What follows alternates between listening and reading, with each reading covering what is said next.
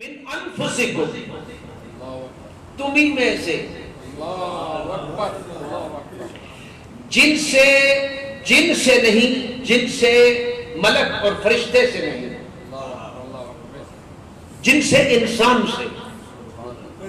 بڑا زبردست شعر میں آپ کو پیش کروں۔ شعور انسانیت، شعور انسانیت تو ناز کر اس ذات اقدس پر، تیری عظمت کا باعث ہے محمد کا بشر ہو۔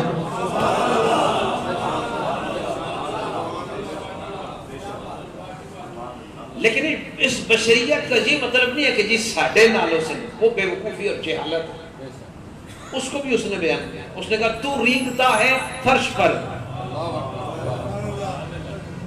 وہ سڑیا شاعر سی ہے،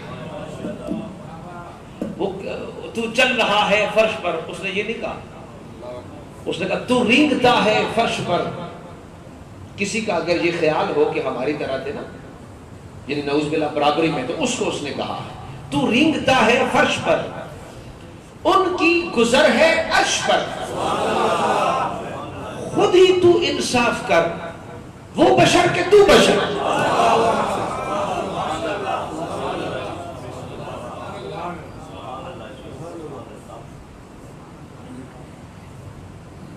بشری بیکر میں اولاد آدم سے انسانیت کی جن سے رب نے حضور کو بھیج کر انسانیت پر احسان فرمایا۔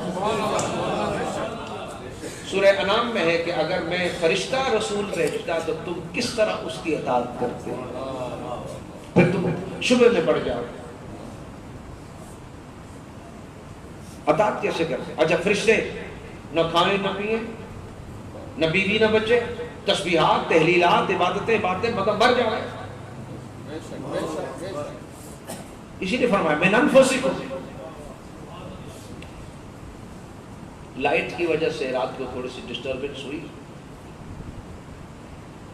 ایک ہستی کا میں نے ذکر کرنا تھا، اس وقت میرے ذہن میں آ گئی، ایک بات تو میں پیش کرتا ہوں، ایسی نام صرف برکت کے لیے لے۔ صحابہ کرام جب حضور سے کوئی بات منوانا چاہتے تھے، اس طرح نہیں، منوانا چاہتے تھے۔ جب صحابہ حضور سے کوئی گزارش منظور کروانا چاہتے تھے،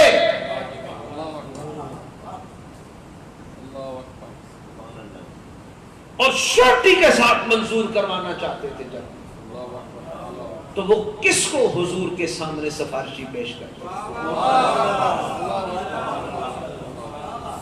وہ سیدہ طیبہ خاتون جنت کو حضور کی بارگاہ میں سفارشی بنا کر پیش کرتے، چونکہ حضور کی بات حضرت خاتون جنت نے بیان کی ایک، اور حضرت سیدہ طیبہ عائشہ صدیقہ ام المومنین رضی اللہ تعالی عنہ، ان دونوں نے اس آیت کی ایک اور تفسیر بیان کی۔ ایک تو وہ ہے جو میں بیان کر چکا، من انفسکم، انفس فے کی پیش کے ساتھ نفس کی جمع ہے، نفس جانے، انفس تم انسانوں میں سے۔ لیکن ان دو نے، حضرت سیدہ خاتون جنت صلی اللہ علیہ اور حضرت ام المومنین عائشہ صدیقہ رضی اللہ تعالی عنہ نے جو بیان کی، انہوں نے فے کی زبر کے ساتھ اس کو پڑھا، لقد جاءکم رسول من انفسکم۔ ان فے کی پیش کے ساتھ ہے نفس کی جمع، اور فے کی زبر کے ساتھ معنی ہے اللہ نے تم میں نفیس ترین رسول کو بھیجا۔